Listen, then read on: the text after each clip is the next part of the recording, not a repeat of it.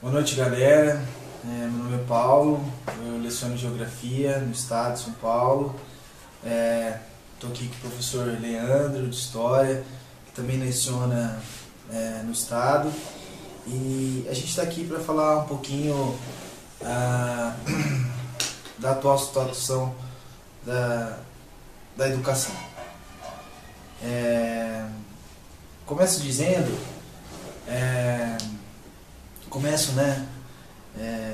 expressando uma visão que eu sempre tive e dividi com colegas, que era perceber a insatisfação que sempre existia no ar, no ambiente escolar. Era notável perceber que havia uma insatisfação entre os alunos perante o quadro, precário de educação. Uma insatisfação muito expressa, a maioria das vezes expressada através da indisciplina. Muito da indisciplina na sala de aula tem a ver com essa insatisfação que os alunos tem com o ensino, tem com o sistema educacional do estado, que não tinha tradução, e não tendo tradução ficava só na indisciplina.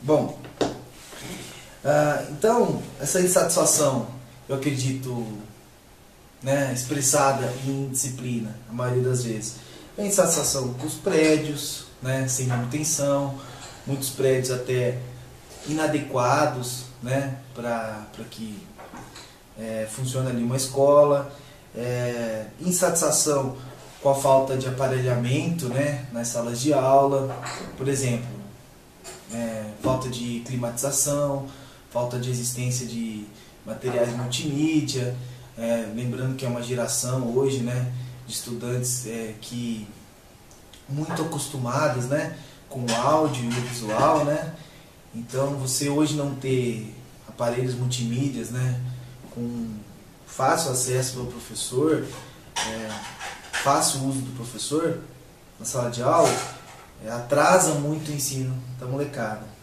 Então, a satisfação com isso, com prédios sem manutenção, prédios inadequados, salas de aula sem aparelhamento, climatização, aparelhos de multimídia.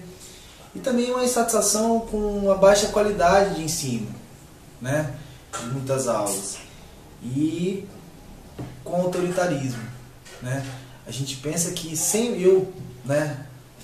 gente observava, que havia uma insatisfação no ar presente com relação a tudo isso.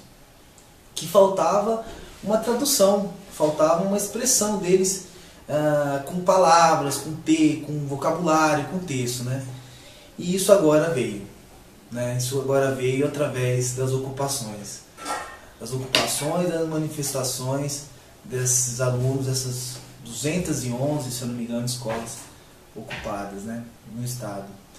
Eu até ouso chamar esse momento, de primavera escolar, porque é histórico, é inédito, É isso aí.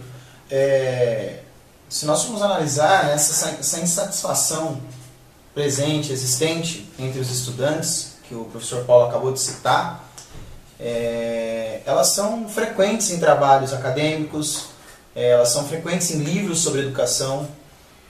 O que acontece é que muitas vezes os próprios estudantes tinham dificuldade de compreender, de fazer a leitura dessa insatisfação, dos motivos dessa insatisfação. E acredito que essa oportunidade vem crescendo agora. Agora os estudantes entendem muitos dos motivos pelos quais eles são insatisfeitos na escola. Nós, professores, muitos de nós já apontávamos isso. Parece que os estudantes conseguiram compreender essa questão também.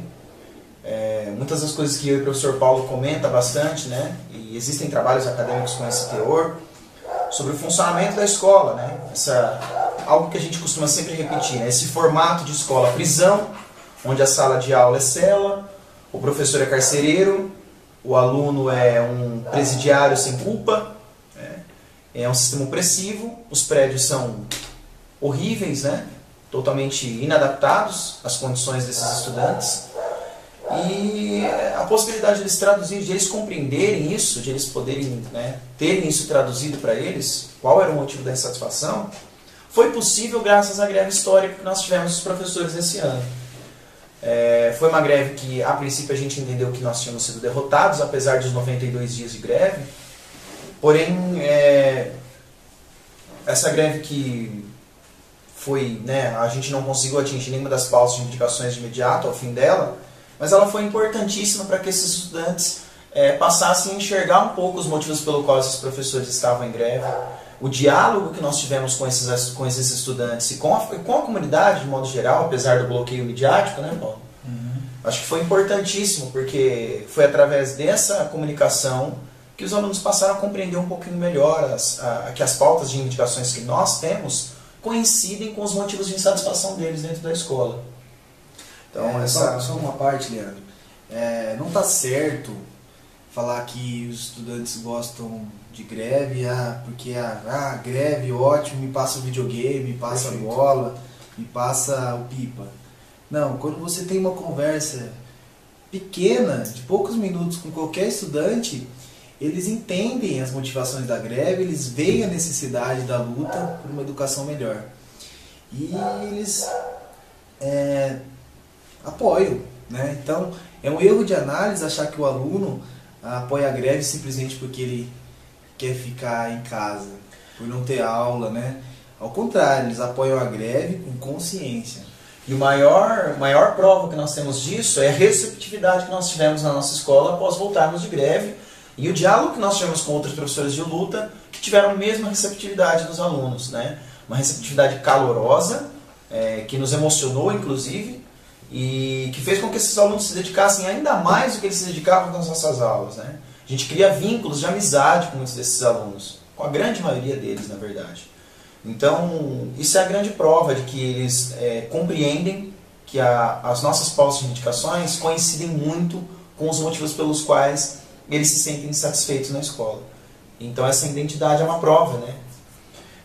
Então, assim, apesar dessa derrota, a princípio, que a gente achava que tínhamos tido, né, com a greve, logo em seguida a gente tem a tentativa de governo, que também compreendeu que foi uma vitória para ele, uma derrota para nós, veio com a política que ele tem proposta já para o governo do Estado, não é de hoje, né, que é isso que ele agora chama de reorganização, mas que tem um fim que todos nós sabemos que é a privatização de boa parte da educação, do ensino médio, e o ensino fundamental 2 passar para as prefeituras, né, como corte de gastos.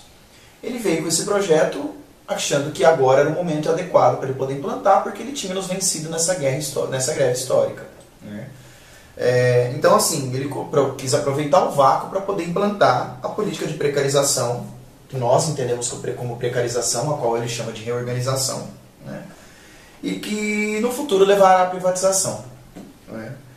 E o que acontece? Ele acaba se deparando com essa insatisfação dos alunos, só que dessa vez com uma consciência ganha. Esses alunos começaram a ganhar consciência de classe, né? E isso fez com que a luta dos professores, mais o ganho de consciência da parte dos alunos, tomasse a proporção que nós estamos assistindo hoje, né?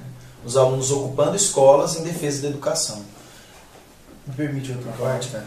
É o seguinte, eu, pelo menos nas turmas que eu tenho na escola, eu fiz questão de fazer uma aula sobre a greve, né?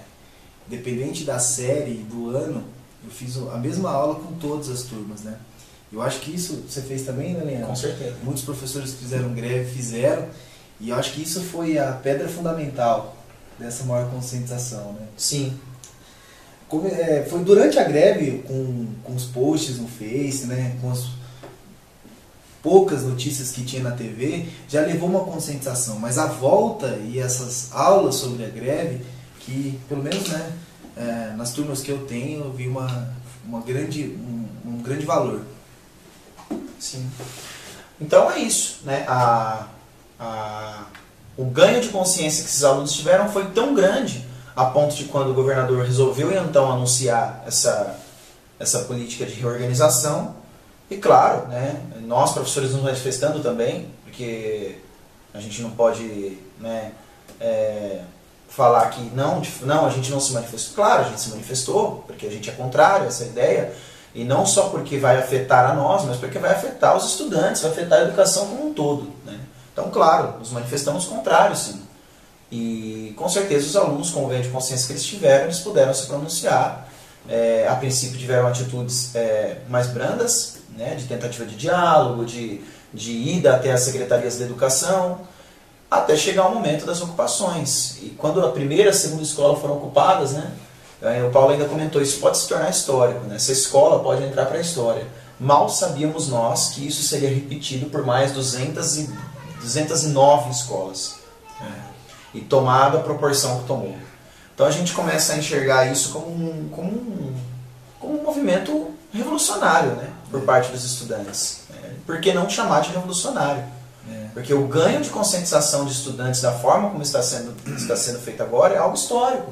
É algo que nós nunca tivemos. E o Paulo muito bem utilizou o termo, né, a primavera escolar, porque de fato é isso que a gente enxerga, né?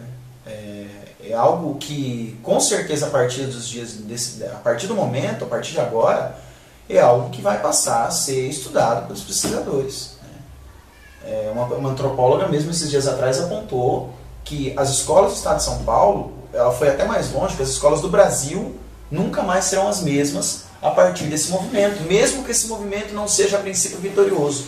Que seria a vitória a princípio, né? Que seria o fim da reorganização. Olê, eu fico imaginando, cara, comentei com você esses dias, como vai sair fortalecido os grêmios escolares dessas escolas ocupadas, cara.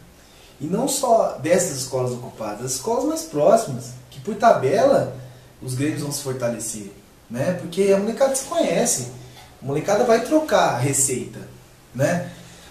de maior mobilização. Então, olha, eu estou muito ansioso pelos próximos capítulos aí.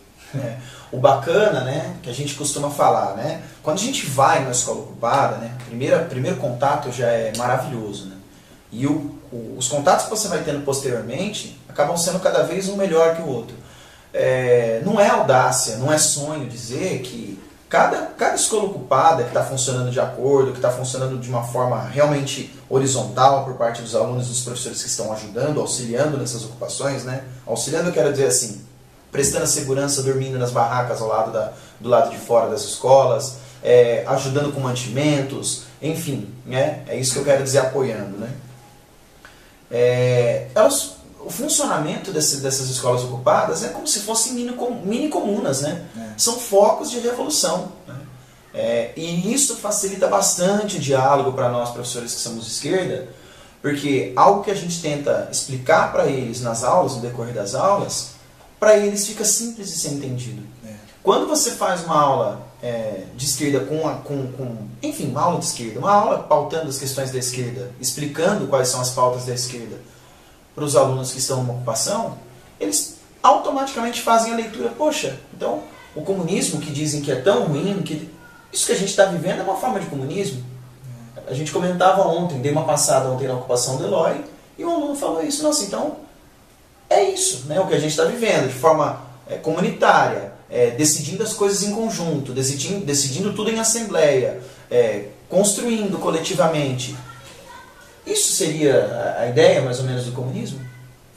Facilita tanto o diálogo, né? Foi bacana demais lá na Eloy, né, Leandro? Você estava, quando a gente viu, naquela sexta-feira lá, do dia 20, né, dia da consciência negra, inclusive, o pessoal cooperando, né? Cooperando em relação à divisão em comissões, né? Para dividir as tarefas na escola, cooperando para fazer o almoço e, né, cooperando em as relação... oficinas, as aulas, né, de forma totalmente colaborativa, né? Então. Importante citar isso também, né? Que nessas escolas as aulas continuam acontecendo. Na verdade, elas acontecem de uma forma mais interessante do que acontece em uma escola burocratizada, né? Os alunos constroem a aula junto com os professores que se disponibilizam a dar uma aula para eles. Muitos alunos vão atrás de professores para poderem dar oficinas, darem aulas para eles.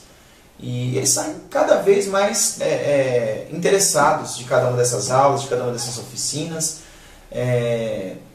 Então é maravilhoso ver uma escola funcionando de uma forma menos burocrática, de uma forma mais autônoma, de uma forma que de fato funcione para que eles possam aprender, né?